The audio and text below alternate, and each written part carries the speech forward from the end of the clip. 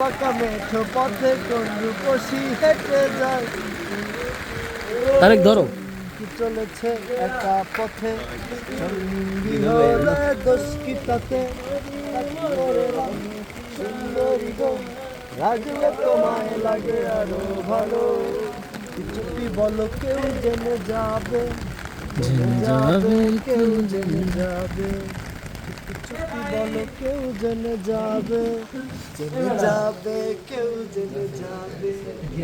ঠিক আছে